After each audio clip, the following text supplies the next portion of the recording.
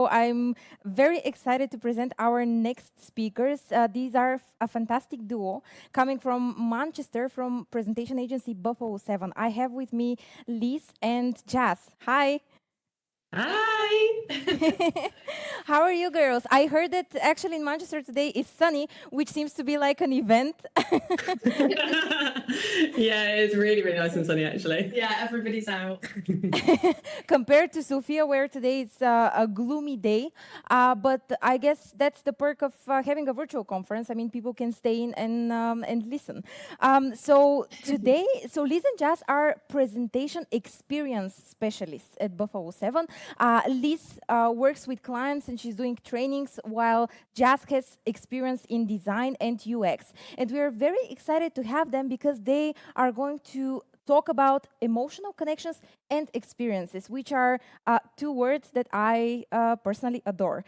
So, Liz and Jazz, the stage is yours. What I just want to remind our audience, if you guys have any questions, please make sure that you put them in the Q&A section. We're going to answer them after. We're going to answer them at the end of their session. If you have, of course, any thoughts, insights, always welcome to put them in the chat. Liz and Jazz, the stage is yours. Thank you. What's the best way for an audience to remember something? Well, you could show them in writing as big as you can. Tell them over and over until they remember it, like this. 71% of the Earth's surface is water. 71% of the Earth's surface is water. Or you could visualise it in a well-designed infographic. Or maybe demonstrate it to them. Like this. So this is going to be our Earth. And we've got some water here to demonstrate that 71% of the Earth's surface is water. There we are. Put a lid on it.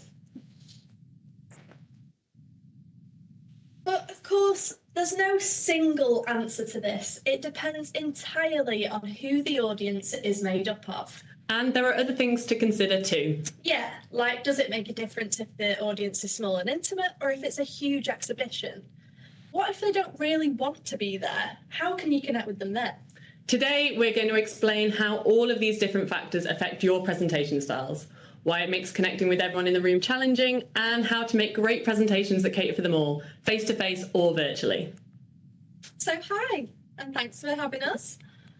I'm Jazz.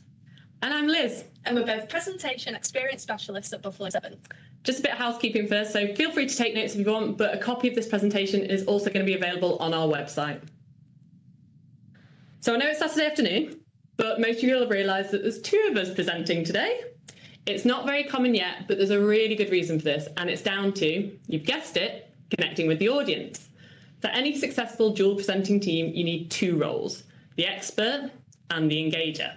Yeah, and you'll have seen this on the news a million times when the anchor talks to the expert, acting as the audience by asking the questions that they want the answers to.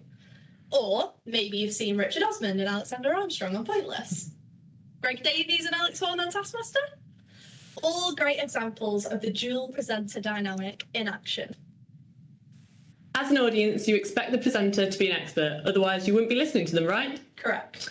The expert is essential to give your audience the confidence that they're getting valuable information. The expert needs to provide authority and credibility. They've been there, they've done it, and they've got the t-shirt. But sometimes just providing the facts can leave your audience feeling a little bit cold, which could lead to a decrease in engagement with the content. And nobody wants that.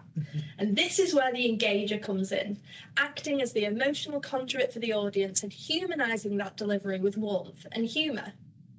And the engager is there to connect the audience, as if a member of the crowd has gone up on stage to get to the point of what the expert is saying, in a way they can easily understand.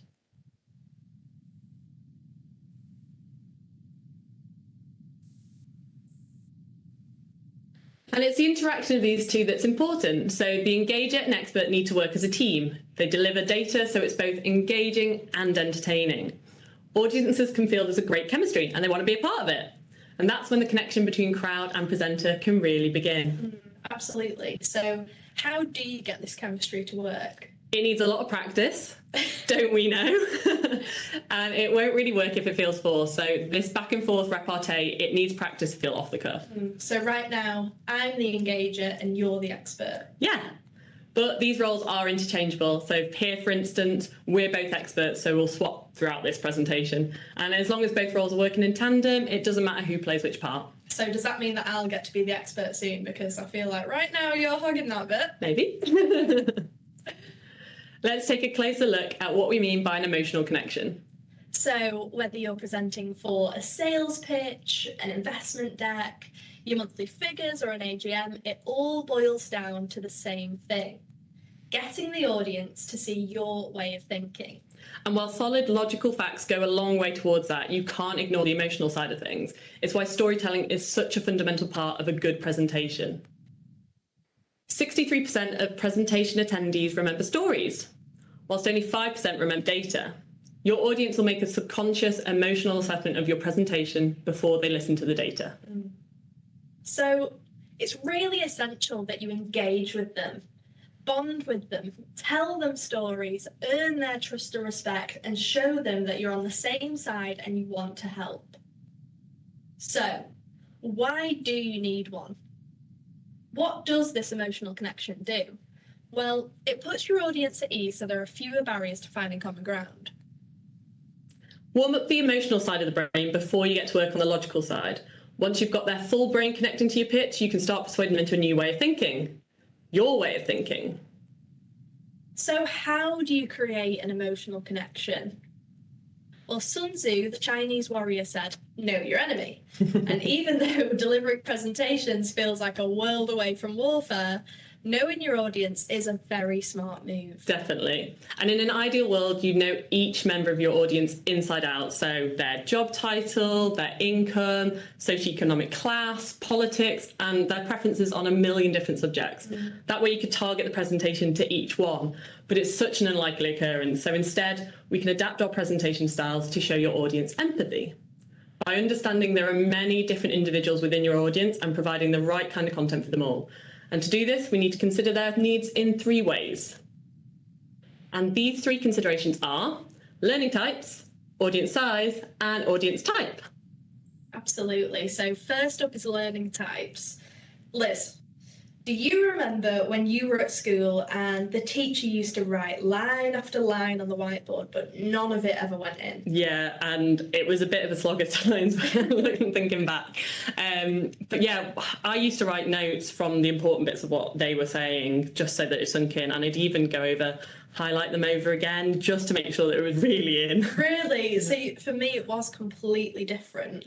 I'd have to ask the teacher to show it in some sort of way, and it was then when I saw it that it sunk in. Because even now, during presentations and talks like this, I still write notes to make sure that I can retain all the important information. Well, exactly, that's the entire point. We all prefer to learn in different ways, and if you want to connect with the whole of your audience, you need to make sure that you're not missing anyone out. And there are different schools of thought on exactly how many types of learning styles there are, but it's generally accepted that it boils down to these 4. So we have visual, auditory, reading, and kinesthetic. So I think of myself as a visual learner. I tend to visualise a lot in my head and think in pictures, especially when it comes to memorising something or referring back to a memory. Yeah, so most people are visual learners, and just like you, visual learners tend to prefer visual aids to retain information. Yeah, when it comes to keeping my attention, I'd much rather the slide be visualised than just listed through bullet points. I mean, who wouldn't? But it's understandable. We need to remember that visual learners are also prone to mental wandering. So when they're not stimulated by body language and facial expression, so for remote sessions like this, it can be harder for them. It's all sounded very familiar. So pay attention, my lovely visual learners like me. Look at this lovely graphic. And as these guys think in pictures, let's use their visual side. So how about video? So you think so, videos, very visual, but they're not always the best way, as a visual or spatial learner can be distracted by noise and they tend to prefer a calmer, quieter environment to concentrate in. Okay, so what else could work for them? Okay, so, well, within presentations, you could focus on charts, maps, diagrams, timelines, infographics.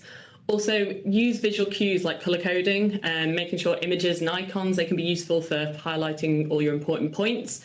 Also, spread out your content. Like, this is a key point, giving each aspect room to breathe. So we always kind of say one idea per slide. That's the smart move. Yeah, that seems to be our golden rule, doesn't it? Yeah. And summarise as often as you can with big, bold imagery and sparse text just to underscore your main points. And am I right in thinking that if you're an oral learner, you prefer music, rhythm, or sound for retaining information? Yeah, and these guys, they tend to be great listeners, so they love verbal presentations like lectures, speeches, narratives, stories, and they also love music and sound, but it is harder to fit them into your presentation. Well, unless you want to do your board presentations as a sea shanty. Shall we? Okay, so no sea shanties today. What about singing? Not this time, and not just because my singing voice is terrible, but there is more ways we can engage and with these learners. So uses of sound, music, rhythm, even using simple techniques like repetition, jingles, rhymes, really work. But they're not very practical for a presentation, are they? Exactly. So adding lots of different tones and emphasis to your presenting voice, it can be a great way to connect with these guys. And what about engagement through questions? So questions are all great, but it's obviously quite hard over like a Zoom session like this, and the back and forth conversation can feel a little bit disjointed. So asking true or false questions is a really simple and quick way to keep people engaged. Great. And for linguistics, any type of expression like reading, writing, public speaking or debating will cement their types of learning. Yeah, so I'd say I'm a linguistic, and linguistics absolutely love any type of discussion. So any way to express themselves through reading, writing, public speaking, debating. And how would you engage with your linguistic learners? Are there a range of techniques? Because obviously linguistic covers both reading and writing. Yeah, so for these guys, I think using storytelling techniques, they'll easily remember things like quotes, puns, and rhymes. But of course, you'll have to speak some of the time in your presentation. So sticking to a single monotone voice will switch off their interest. So try using different characters or different voices. That can really help bring it to life. And what about when it comes to the writing on your slides? Yeah, so I'd say just strip this right down to keywords so they can just take in the important bits at a glance. And finally, explain to them that they can take notes if they want, but you can send the slides out afterwards. Oh, yeah, you said that at the beginning of our session. Yes, I did. And that was mainly for the verbal learners, but useful for everyone. Next up is the kinesthetic or physical learners. So these guys are the true multitaskers. They take in information from screens whilst doing something else at the same time. And during a presentation, wouldn't kinesthetic learners be the most challenging to connect with, especially in a virtual setting? Yeah, so these guys, they might feel a bit twitchy in a traditional presentation setting, especially in a remote setting. So things like interactive polls can help them stay focused and feel connected. Okay, well, let's try that now. In the chat box, if you want to let us know which of the 4 learning types that you mainly fall into, whether that's visual, oral, reading or kinesthetic. Don't worry if you're not sure, some people don't fit fully into one type.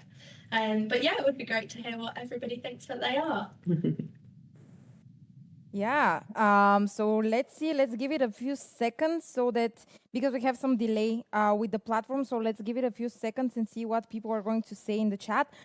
Personally, I am the type who is more around maybe a mix between video and audio. So let's see what the rest are. So Danny's saying empty. Which one would be empty? Okay. Visual, mixed, all types, visual. A lot of visual. And multitasker.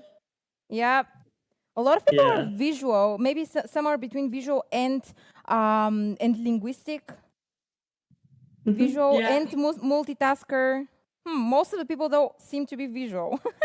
No, that's true. So 65% of people are mainly visual, so it is the main one. So that suits. Was not a surprise. Fantastic. Thank you. Okay, so polls work.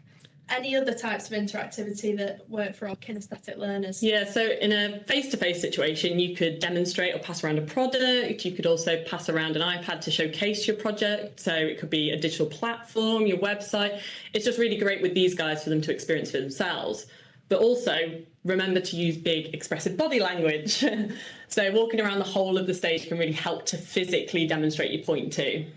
That's going to be a little bit hard over Zoom though, right? Yes, but it doesn't mean that you shouldn't, and you just need to change things up a bit. So you could ask the audience to do something on their own, give them step-by-step instructions, or you could send them to a link to a prototype, to your website, 3D product to engage with. Everything's possible these days.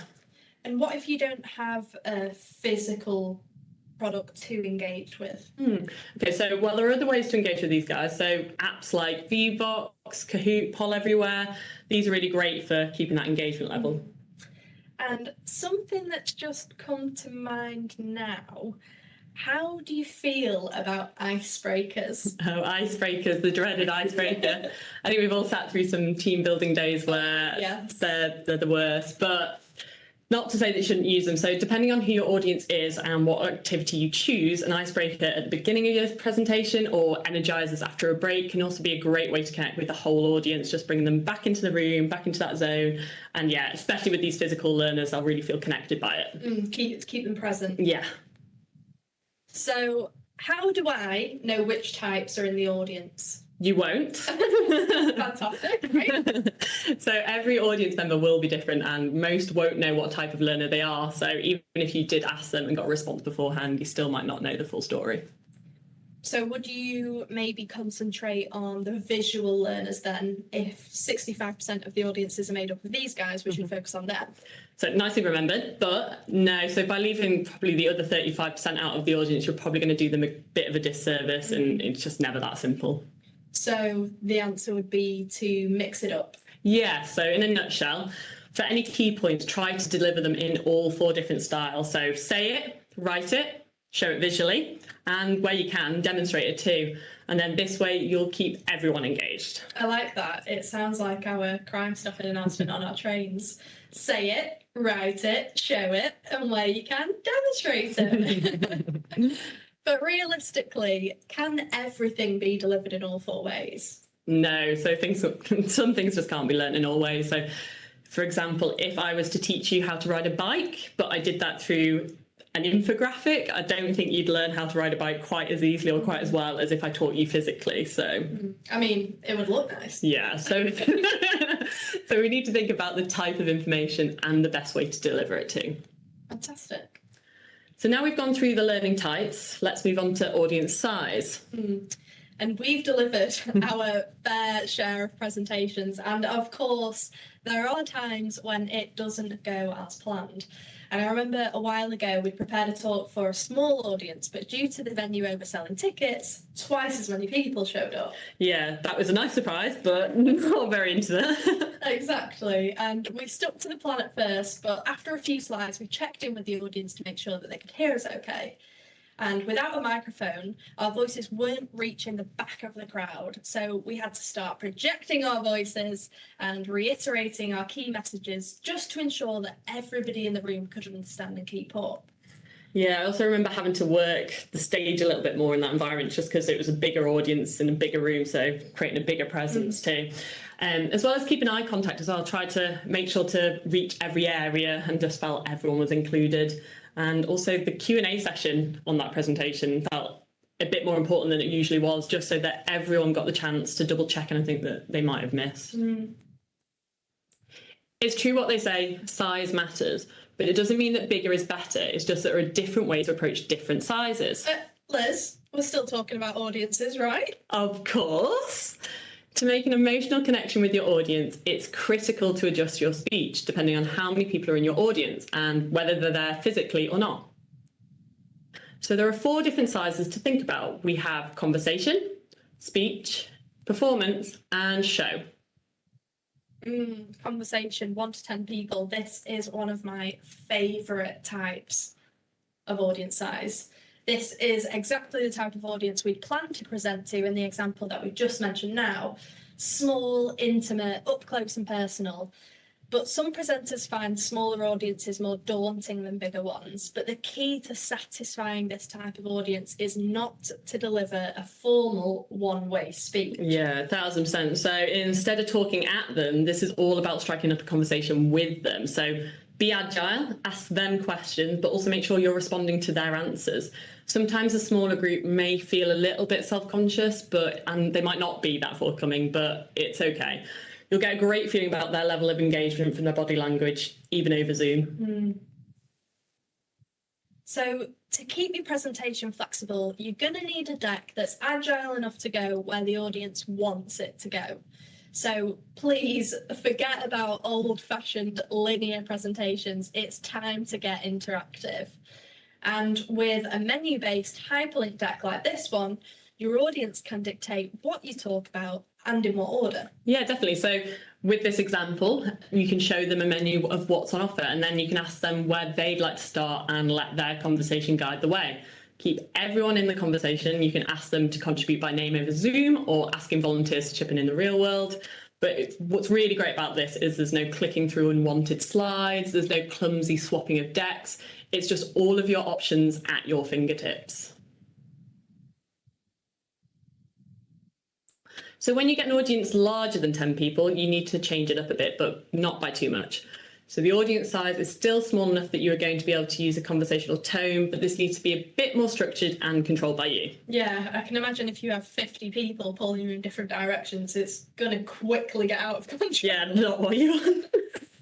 But interactivity at some level is still great, and you keep things a little bit loose, but make sure you have your beginning, middle, and end planned. Definitely. So face-to-face, it's essential to include a lot of eye contact.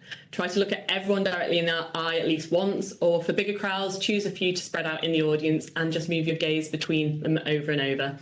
And also remember to keep that all-important eye contact that when you're presenting over Zoom, so keep engaging with that camera to give the feeling of eye contact to your audience.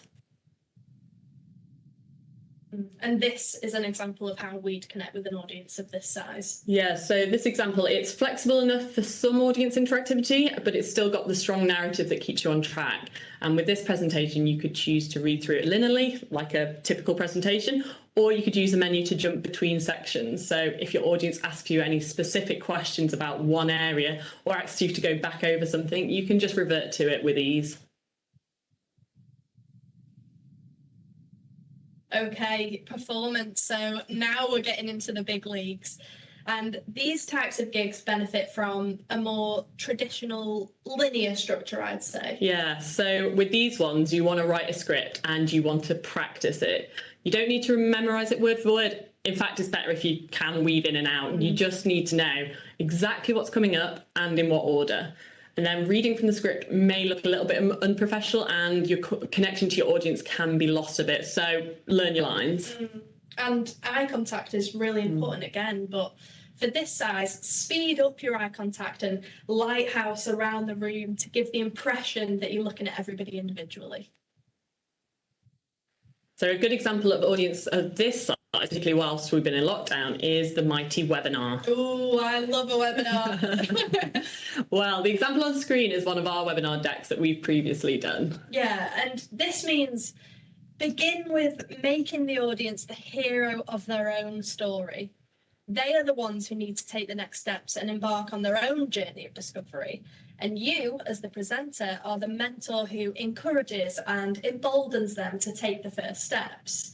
The content of your webinar is what's going to guide them to an alternate state, leading the way to a new, improved reality. It sounds fab. It sounds great, doesn't it? And an effective way to do this is to limit your ideas to just one per slide, like Liz mentioned earlier, breaking them out into digestible chunks that listeners can take in one at a time. And they might be on a dodgy network or stuck with a small screen, so use clear, legible fonts and icons with minimal WYSIWYG animation to help your audience see clearly. And visualize ideas where you can. It really will help everybody, not just the visual learners. 1000%, yeah. And when we talk about show size, what we really mean is TED Talks and events like that. So in this arena, connecting with the audience is all about self-confidence. You've got to take and you've got to own that stage, and they're critical parts of winning a large audience over to your side. And while there are tricks that you can learn, and some of the other presenters from this conference will have mentioned these too, but most of it comes down to practice and experience. And we've all seen a TED Talk, right? I mean, its goal is to spread good ideas ranging from science to psychology in multiple languages and to spark conversation. And I think it would be fair to say that TED Talks are smashing all expectations down to their delivery. Yeah, definitely. And there's a few reasons why they're so successful. So firstly, start strong. You want to put your big idea out there from the start, and there's no slow build up. You want to cut right to that chase and instantly captivate your audience. Also, be concise. You're needing to distill your whole talk into a sub 20-minute presentation that's relatable to everyone. The great TED Talks take a big idea and they impress it into the minds of everyone present, leaving them with a clear take-home message. Also, be bold, so remain calm under pressure and offer confessional anecdotes about failure or rejection where it's appropriate. This vulnerability humanises you and invites the audience to empathise with you. Yeah, I really notice it and love it when speakers do that. It just automatically puts you on that, like you said, humanising level before they've even begun their talk. Definitely, and that's all what we're talking about, that connection with your audience is a really nice way to do that. Also, simple slides. TED Talks aren't over-reliant on bullet points and text-heavy slides, so instead they contain strong visual aids that illustrate the speaker's ideas rather than substitute for the speaker. But just remember, it doesn't really matter how big your audience is. You can still tell the same story and deliver the same messaging. Yeah, the difference will be in the style that you adopt. So try to get a clear understanding of the size of audience you'll be talking to in advance and prepare your script accordingly. And as we found out, things can and do go wrong. So prepare to be flexible if the numbers turn out to be vastly bigger or smaller than you anticipate. So next up is audience types. So some audiences are easier to connect with than others. Jazz, have you had any nightmare audiences? Well, it's a trick question because you know I have. Do you remember when we presented at that festival in Liverpool and the woman fell asleep at the back eating cake? I do, yeah. And that wasn't much of a nightmare or that challenging. I mean, she was having a lovely day out and you just want to fall asleep and eat cake. But I did once do a template training session for a group of people who were really unhappy with their internal ways of working, and I seemed to get the brunt of most of that frustration. But I've also had absolute dream audiences from people who have come so excited to template training, and this is because they can completely change their approach to a better way of working. Yeah, and you'll always find that some audiences are warmer or colder than others. So it's a smart move to understand how to adapt your presentations to different types of audiences. And before we make any presentations, we sit down and we discuss our audience. Yeah, we do. We think about who the presentation is geared towards and how do we want to make them feel? Why are they there? What do they want to know? What are they interested in? What keeps them up at night, and how can we help them get a good night's sleep? Definitely. And once you figure out who your audience persona is, you can decide how you approach your entire presentation. So what tone do we need to speak in? Is it corporate or conversational? What pitch? Is it specialist or layman? This thinking will help you personalise your offerings and create the correct solution to the correct people. And sometimes this isn't possible when you're speaking to a wide audience and you're not sure who's going to be attending, but you may be able to get an understanding of the type of audience that you'll be presenting to. And there are 4 main types that you'll come across. So we have hostile, critical, uninformed, and sympathetic. Oh, hostile. I don't like the sound of that. Okay, but when I say hostile, I don't mean heckling and throwing rotten vegetables. But let's be honest, there can be some very tough crowds to please. And of course, you never want to present in front of a hostile audience, but it can, and it definitely does happen. So just remember, it's not your fault that they don't want to be there. Perhaps they're made to come by their boss. Perhaps you're there to help fix something maybe they're doing wrong. Or maybe they see it as a bit of a waste of their precious time because they haven't had the purpose of the presentation explained to them. And these guys can be a challenge, but it is incredibly satisfying to turn the tide and get them on side. Definitely. So Liz, I'm going to give you some real life examples of these audiences and then let us know how you would tackle that. Okay. So let's say that you're a marketing manager and you're presenting a load of heavy marketing data to the board of your company. Money is tight at the moment, and we know the marketing budget isn't top priority right now. Maybe they've asked you to send it over in an email, but you feel it's important to present the information to them. And it sounds awful, but we all know it can happen. Definitely, and it will feel like a challenge and very tough going into that environment. But you need to remember that you can do this. So first up, explain the relevance of your presentation, paying attention to what they will get out of it. Make the benefits that they'll get really clear. Also, carefully construct your presentation, so cut out all the waffle and get to that point fast. These guys don't want to be sat there messing around. They want to know what you're doing there and what you're going to say to them. Yeah. So also, if you have any preconceptions, challenge them. So show that they might be wrong or that they might have incomplete evidence. Create tension, but make sure that you prove your points. And to do this, just make sure your references and your sources and any solid evidence that you have that they just can't deny. This also could sound a little bit combative at times, so make sure to use humour where you can and explain that you know that they don't want to be there, but they'll be glad that they came. And it might get them completely on side, or it might just make them slightly less grumpy, but either way, you're going to be in a better position than you were. And that's what you want. So the next type of crowd is what we call a critical audience, and these can be a different type of challenge.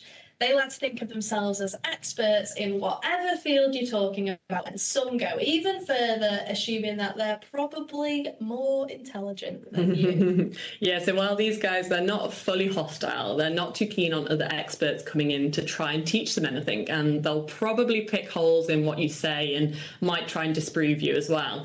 So a good example of this is trying to teach sales techniques to salespeople. Or presentation skills to presentation experts. But again, that's not to say that you shouldn't give up. Make sure you use tried and tested methods to break through this criticism, and you have to make sure you're forging those great connections. Okay, so let's use another example.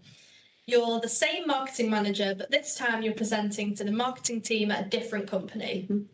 There are lots of people trying to show their superiority in the room. And some are thinking about their next promotion. Their boss is there and they're picking at your every point to try and make themselves look better. How would you tackle that? Okay, I think first up, don't worry about them and their internal struggles. Just focus on your own presentation. And the trick here is to be fair, even and reasonable. So use rational arguments and loads of evidence, and show that the references you've used to avoid anyone trying to trip you up or fault your logic. Also, don't oversell or exaggerate. If anything, try and play on the safe side of things and keep things steady. So you could argue both sides of the case with pros and cons, and make sure you sum up why your reasoning is best in the end. Now, uninformed. So uninformed crowds will probably make up the bulk of your presentation, and that's a really good thing. It's also really fun to be part of an uninformed audience. You're just there to learn. Yeah, and here uninformed means that they aren't experts in your field, so they want to be educated and entertained. These guys are open to listening and taking on your point of view. So if your content is clear, engaging, and if you can connect to them on an emotional level, you're in. Okay, so example time again. Let's say the same marketing manager comes to Buffalo 7 for a pitch deck. They think we're great and they want to go ahead. But first, they need to sell it to their bosses who have no idea about Buffalo 7 or our services. So these bosses are uninformed on Buffalo 7 and they want to know more before they sign off. Okay, so these guys are a bit of an unknown quantity and it's hard to gauge what level they might be at. So ask them a few questions first to find out what they know and what they don't know. And then a simple hands-up approach might just give you a clear idea of where everyone is. Also, then start simply, so give basic facts to bring them up to speed and just use rational argument to explain the logic throughout the rest of your presentation. This audience is the stuff the dreams are made of. So this is the best case scenario. They already love you, they already believe you, they already trust you, and they don't need much, if any, persuading. So imagine an audience of your mums. Hi, Mum! Hanging off every word, laughing at every joke, answering every question, and enthusiastically getting involved in every interactive element. Oh, it doesn't get much better than that. It doesn't. So final example time. So for this marketing manager, but this time they've got an easy ride. Okay. So let's say they're presenting to the company, talking about the great results they've had with a recent Instagram campaign. They already love it and have been deeply involved. It's racked up great numbers and has picked up amazing leads and opportunities. So it's their time to shine and celebrate their and the whole team's success. Be a nice presentation to do. Yeah, it'd be lovely. So now you've got them on side and feeling great about their input to the business success, you could look to continue this momentum by asking them for further support.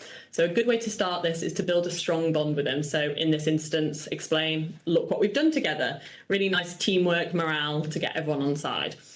Then go on to ask them for their help. So in this case, it could be with other campaigns, but you could ask the audience to download some content or share your social media posts. They'll probably be willing. So this is more about triggering their positive emotions. Help them to feel proud and great about themselves, and then just ask nicely. In most cases, they'll be happy to help. Definitely. So you might already know what type of audience you'll be facing. Other times you can get a decent idea based on the purpose of your presentation, why it's happening, and who's involved. So use your empathy to figure out how to make the presentation as painless yet useful as it can be for the audience. If the type of audience is a mystery, try to get a feel for it in the first few minutes and then adapt it. If you realise your audience is a little bit hostile, for instance, get to the key points faster and cut out anything that isn't absolutely necessary. So, who are we to be telling you all of this? And it's a fair question, so here's a very brief outline.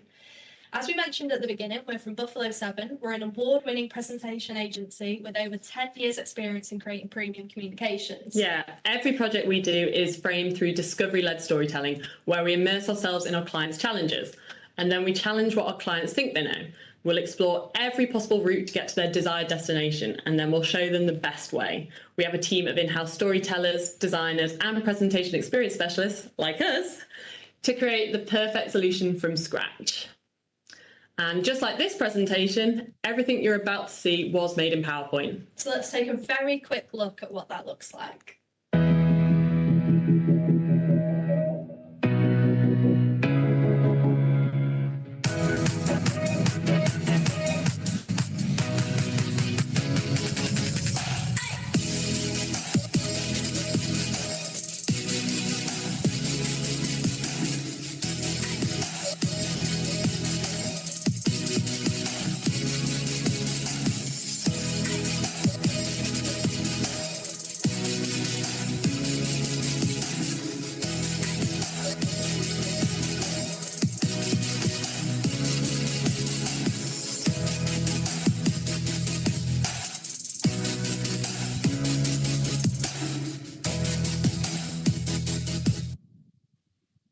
We really hoped you enjoyed that and got some value from it.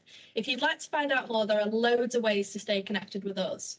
Yeah, you can download this presentation from our website, ask us questions, read our blog, and check out our ebook on the art of storytelling. And you can find them all at buffalo7.co.uk/P2S. Are there any questions in the chat panel, Eva? Well, what I can assure you guys is that you had a very sympathetic audience because there was a lot of going on in the chat and people were quite eager to help you with anything you need. There is one question which I think is quite valid. So when you are talking about emotional connection with the audience, when you are in person, of course, you can have that eye contact, but obviously, people are finding it a bit hard to do the eye contact when we are online. So obviously, a lot of them know that they need to be looking into the camera. But do you have any tricks so that you don't forget to look into the camera when you're looking into the person? Yeah, I think it takes a little bit of practice to just remember to look at the camera, and not looking at the person is hard because that's where our emotional connections do come from. I think one thing is just to make sure people keep their cameras on as well is a nice thing, just like say, just to reflect on people's body language. And then I'd just say you could stick something on your camera just to remind people, just a post-it or something, just to really make sure that you're reminding yourself to look at it. Yeah, you can be passive aggressive to yourself. Have a post up there saying, look at this. Yeah, absolutely. I mean, I personally do the thing with the post-it, or what I've heard and has helped also people is to have a funny picture there, so that every time you look into the picture, you can smile. So I think that's also a good one. Another question that just came in. So, do you think it is a good idea to ask your hostile audience for help? If you have a hostile audience, would you ask people for help? It depends really on the situation. I mean, a hostile audience can fit a few different scenarios. So if it was like the one that we mentioned where, you know, money is tight and you're really trying to get your ideas across, it depends what kind of relationship you have with them already, what kind of help you're asking for. So just try and gauge it with the situation, with the time that you're speaking to them, in the tone that you're speaking to them with, and just try and navigate that situation as best as possible. But if you feel like the opportunity is there, then of course, just put that into your sort of pitch, really. Yeah, I think also in those situations, as a hostile audience, it might not be just during the presentation that because of time or other pressures on your audience in that situation, you might just want to ask them as a follow-up afterwards. So once they've had time to digest what you've said, walk away, kind of have a little think about it, and then you can come back to them with a bit of more questions or asking for that support and help. Okay, that's an interesting approach. And what do you do if you're on a virtual call and your audience does not have their cameras on? What would be your advice? How do you check in with them? What would be the best case to check in with them?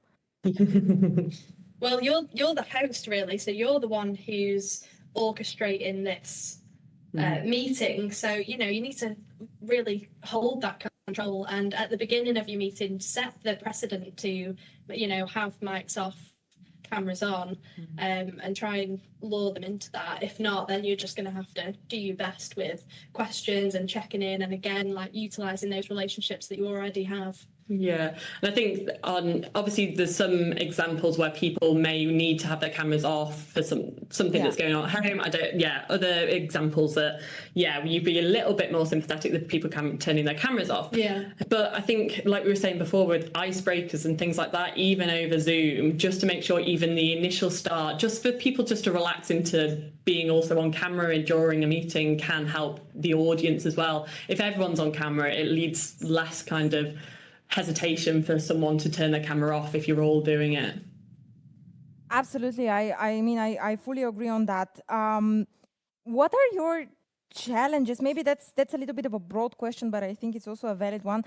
What are your challenges managing such a professionally diverse team? So how do you typically divide your work? Sorry, can you repeat that last bit again? How do you divide your work? Well, we have a fantastic team of PMs who manage our projects through the moment that they come in the studio to the moment they leave. So we'll have each project that comes in, we'll go through a storyteller, and then it'll go through design, and they work outside of PowerPoint, and then it will come to us as a presentation experience specialist, and we'll then build everything and create the presentation experience for our audience. But we also have a lot of check-in sessions with each other as well. So we're all working together from the start to throw in our ideas and make sure that all of our experiences coming up with this perfect solution for the client. So even though the storyteller's holding it and they're working on it right now, and we'll all still be involved in that part, and then they'll pass the baton on to the next department. And like Liz says, we have an amazing team of project managers who orchestrate all of this. And because we've been doing this for so long, we have processes that have been tried and tested, and we're not afraid to change things if something isn't working, and we'll just make sure that we're as streamlined as possible and keep reviewing that. Awesome. I love this lean, agile way of working. So happy that you guys are doing that as well. So we need to be conscious of time. There's been, as I mentioned, you've had a very sympathetic audience here in the chat who've been engaging. I mean, I'm still scrolling down to see all of the opinions, but people have been engaging with your talk a lot. Thanks a lot, Liz and Jazz, for this experience that you created for us today. I'm really excited to have you on board, and thank you for stepping in and participating in Present to Succeed. So thanks a lot, Thank you for and having us. of course, of course.